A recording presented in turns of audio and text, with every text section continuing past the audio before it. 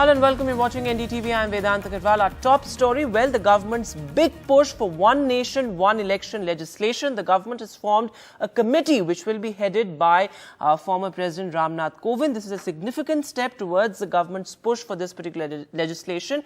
And well, the timing of it is also interesting because this comes just a day after the government announced the 5-day special session of the parliament. Remains to be seen whether this bill is actually introduced in that special session of parliament or not. But this, of course, has been the government's stand for a long time. The Prime Minister has pushed for this legislation earlier as well. There are key challenges. Experts say that this is going to be beneficial for the state exchequer. What are the challenges and what is the political significance of it? Megha has this report. A big announcement today. A committee under former President Ramnath Kovind to assess the viability of one nation, one election. The move to form the committee comes a day after the government announced a special session of the parliament from 18th to 22nd September. However, it is not yet clear if one nation, one election is on the agenda for the special session. अभी तो committee रचाया गया है. Committee रचाने के बाद इसका committee का report आएगा. Committee का रिपोर्ट पब्लिक डोमेन में चर्चा होगा. अगर पार्लियामेंट में जब आता है, पार्लियामेंट में चर्चा होगा. पार्लियामेंट प्रबुद्ध है. भारत देश का प्रजाप्रभुत्व एकदम मैच्योर्ड है, प्रबुद्ध प्रजाप्रभुत्व है. उसमें चर्चा होगा. इतना घबराने का क्या बात है?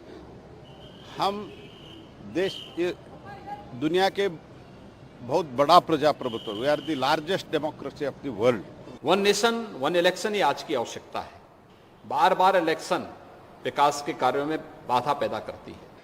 From including it in their manifesto to building a chorus on simultaneous election, the Bharatiya Janata Party has expressed its seriousness. Benefits include a check on the poll expenses, reduced burden on administrative setup and security forces, timely implementation of government policies, administrative machinery can be engaged in developmental activities rather than electioneering. Voters will be able to judge the policies and programs of the government both at the state and at the centre. Also, it will be easy for the voters to determine which political party promised what and how it actually implemented it. However, there is criticism of the concept too, on the grounds that it goes against the federal spirit of our democracy. ये केवल संविधान में संशोधन राज्यसभा और लोकसभा में हो जाए उससे संभव नहीं. राज्यों को भी स्वीकृति देनी पड़ेगी. पर जो राज्य बीजेपी के हैं वो वहाँ अपनी विधानसभा बंद कर सकते हैं. जैसे कि हरियाणा हो गया, महाराष्ट्र हो गया, ये इनकी सरकार. तो एक लाइन का आपको कैबिनेट में प्रस्ताव पास करना है कि विधानसभा बंद हो जाए. और ये फेयर इलेक्शन जो हम मांग रहे हैं ये टालने के लिए ये वन नेशन वन इलेक्शन का ये फंडा लेकर आए और ये मुझे लगता है एक षड्यंत्र है चुनाव आगे ढकलने के लिए. वन नेशन वन इलेक्शन के हम समर्थक हैं, लेकिन उसकी कमेटी का गठन जिस वक्त किया गया है वो अनटाइमली है और इसका कोई पर्पस पूरा नहीं होगा. ये ध्यान बटाने की exercise. BJP is an obsession. One nation one culture, one nation one religion, one nation one language, one nation one tax. Now one nation, one election, then one nation, one party, one nation, one leader. While much is not known about the government's plans, according to sources, the mandate of Kovind's committee is to explore the practicality of the move and to devise a way to facilitate simultaneous polls while engaging with leaders cutting across party lines. With Bureau Inputs, Megha Prasad for NDTV. And well, the government's big push for one nation, one election also loomed large on, the day 2 of the big India Alliance meeting in Mumbai. Several important takeaways. The political resolution, however, was dropped because the leaders squabbled over the caste-based census. While parties like the JDU and RJD supported it, Mamata Banerjee led the charge against it, though the resounding message was, we will fight elections together as far as possible. So Hitlisha has this report. A message of unity, but with some riders at the 3rd India Alliance meeting in Mumbai. A key resolution, all parties will try to contest the 2024 Lok Sabha election together. But this bit added at the end. as far as possible. A 14-member coordination committee has been formed to work out challenges like a possible common minimum program and the thorny problem of seat sharing across the country. This stage represents 60% of the Indian population. If the parties on this stage unite, it is impossible for the BJP to win an election. But the wording of the India Alliance's resolution, in particular, as far as possible bit, has raised eyebrows and spawned questions, specifically of the kind the grouping was meant to answer: just how united is the opposition? Another moment of apparent discord was struck by Bengal Chief Minister Mamata Banerjee, who opposed the political resolution as it included caste-based census. On the other hand, JDU, RJD and Samajwadi Party wanted caste-based census to be included in the resolution. The another talk was of the India logo to be revealed. That too did not happen in the Mumbai meet.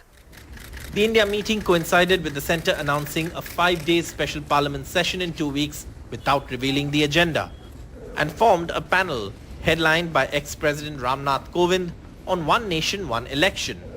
कि अब तेजी से हम लोग अभी से शुरू कर देंगे. अब कोई ठिकाना नहीं है. चुनाव समय के पहले भी हो सकता है, कोई ठीक नहीं है. इसलिए हम लोगों को भी तो अलर्ट रहना पड़ेगा.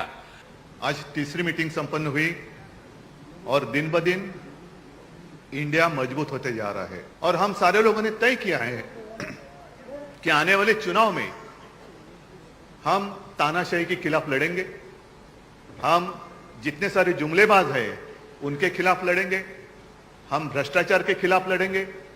भय मुक्त भारत के लिए हम सारे लोग इकट्ठा आए हैं. Also on the cards, joint political rallies across the country. With Sohit Mishra in Mumbai, Bureau Report, NDTV. So, well, the opposition leaders have truly gotten down to business. They are set to hit the campaign trail as well. But how this actually pans out in state elections, that is a big question. And Telangana is among the most important states going to polls later this year. And the big political dynamic shift there is also interesting because YSRTP leader YS Sharmila met Sonia Gandhi and Rahul Gandhi in Delhi. Is there a possibility of the Congress and the YSRTP allying ahead of the state polls in Telangana? There's no clarity on that. But the party says that the key focus is to defeat and end KCR's rule in Telangana. YS Sharmila, leader of YSR Telangana party, met Congress leaders Sonia Gandhi and Rahul Gandhi in Delhi on Thursday. But she has neither confirmed nor denied reports about merging her YSRTP with the Congress. She said her one-point agenda is to end KCR rule in Telangana. Telangana ప్రజల కోసమే నా తపన. ఈరోజు ప్రయత్నాలన్నీ చేస్తున్నాను అంటే తెలంగాణ ప్రజల కోసం, తెలంగాణ ప్రజలకు మేలు జరగాలి. ఉద్యమ ఆకాంక్షలు నెరవేరలేదు. ఎప్పుడైతే తెలంగాణ తెచ్చుకున్నారో తెలంగాణ ప్రజలు అవి YS Sharmila, daughter of former Congress Chief Minister YS Rajshekhar Reddy, started the YSRTP in July 2021, promising to bring YSR or Rajanna Rajyam to the state. Sharmila went on a record-making 3,800 km Padyatra in Telangana, largely targeting the BRS. But both she and her party are electorally untested. KCR గారు తెలంగాణను దోచుకున్నది చాలు. కేసీఆర్ గారి కుటుంబం తెలంగాణను దోచుకున్నది చాలు. ఇక కేసీఆర్ రోజులు దగ్గర పడ్డాయి. కేసీఆర్ పాలన అంతం కావాలి. తెలంగాణ ప్రజలకు విముక్తి కలగాలి. అందుకే ఈ ప్రయత్నాలన్నీ. Sharmila's brother, YS Jagan Mohan Reddy, Chief Minister in neighbouring Andhra Pradesh, has distanced himself from her political activities. He had broken away from the Congress to launch the YSR Congress after his father's death on September 2, 2009. Sharmila has in the recent past met with Congress leaders like DK Shivkumar and KC Venugopal. She could get a Rajya Sabha ticket from Karnataka or be sent to Andhra Pradesh to take on her brother. If Y. Sharmila merges her party with the Congress, it may help consolidate the anti-BRS vote, especially among the YSR loyalists. She may want to contest from Paler in Khammam, where the Congress is already strong and may have to accommodate political heavyweights being inducted from other parties, or she may be fielded from Sikandrabad. It would be interesting to watch if she is willing to take the fight to Andhra Pradesh to challenge her brother Y.S. Jagan Mohan Reddy. In Hyderabad with camera person Nagraju, Uma Sudhir, NDTV. And from changing political dynamics in one election-bound state to another, in Madhya Pradesh, political realignments are surfacing again. The politically important Shivpuri area has now emerged as a new centre of ex-congressmen leaving the BJP to rejoin the Congress ahead of the assembly elections. Well, the home turf of at least 4 powerful leaders, Shivpuri is extremely important because union ministers like Jyotiraditya Scindia, an ex-congressman himself, and Narendra Singh Tomar hail from this area. Anurag has this report. Virendra Raghuvanshi joined the BJP from the Congress in 2013 and was elected MLA from Kolaras in 2018. Now he has quit the BJP. Here's why. BJP की रीति और नीति सिंधिया जी के साथ सरकार बनाने के बाद पूरी बिगड़ गई। जोड़ तोड़ के बाद सारी की सारी भारतीय जनता पार्टी के सिद्धांत दब गए। Weeks after 2 Scindia loyalist BJP leaders Baijnath Yadav and Rakesh Gupta quit the Saffron party to return to the Congress, sitting MLA Raghuvanshi, who was also a member of the state BJP executive, has also quit. It was Scindia who had ensured a Congress ticket for Raghuvanshi from Shivpuri assembly seat in 2007 by elections, and in 2008 assembly polls. He won the by-polls but lost in 2008. In 2013 again he lost to Jyotiraditya Scindia's aunt BJP candidate Yashodhara Raje Scindia. चुनाव के माहौल में आवागमन चलती रहती है, पर जिन लोगों ने अपने मूल्यों और सिद्धांतों के आधार पर एक ऐसी सरकार को स्थापित की मध्य प्रदेश में, और उसका फल आज मध्य प्रदेश में हमें देखने को मिल रहा है. Though Raghuvanshi did not make his plans clear, sources close to him said that he might return to Congress, eyeing to contest against Yashodhara Raje Scindia. According to sources, not only Raghuvanshi but 2 BJP MLAs from Vindhya, Mahakaushal and Bundelkhand have kept their resignations ready. बहुत सारे मेरे से संपर्क हैं BJP के भी। मैं उन्हें एक ही बात कहता हूँ, हमारा स्थानीय संगठन से स्वीकृति देती, हमारा स्थानीय संगठन अगर राजी हो तब हम करेंगे. Before this, Deepak Joshi, son of former Chief Minister Kailash Joshi, former MLA Radhelal Baghel, former MLA Kunwar Dhruv Pratap Singh, Yadavendra Singh, son of former MLA Deshraj Singh, and Samandar Singh Patel have joined the Congress. With camera person Raju Batham, Anurag Dwari for NDTV.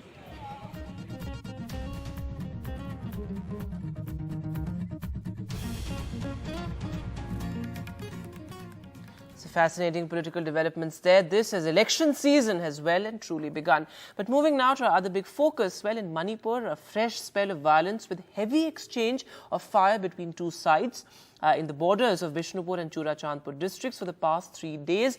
And well, 8 people have died and 20 people have been injured. The Assam Rifles chief significantly has said that the situation there is unprecedented, with both sides having access to many automatic weapons. Ratndeep Chaudhary reports. An ambulance rushes to Churachandpur district hospital carrying 2 persons injured in firing. After a fortnight's lull, there has been an exchange of firing since Wednesday on the volatile borders of Churachandpur and Bishnupur districts. Security forces say the situation is unprecedented. The situation that we are facing in Manipur is very unprecedented. We have never faced anything of this kind in our long years of history. One today, when I see, I think the biggest challenge is the large number of weapons that are out in both the communities. Attempted arson was foiled near Lemakhong in Kangkopi district. Since Wednesday evening, Churachandpur has been completely shut in response to a protest call by Kuki Zomi tribe groups. Also, we extended the shutdown today also because there is firing happening early in the morning also.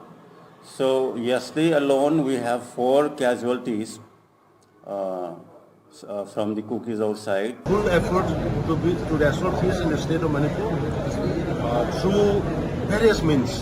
We are also requesting to the religious people who are also social activists, political personality, that's where doing our best.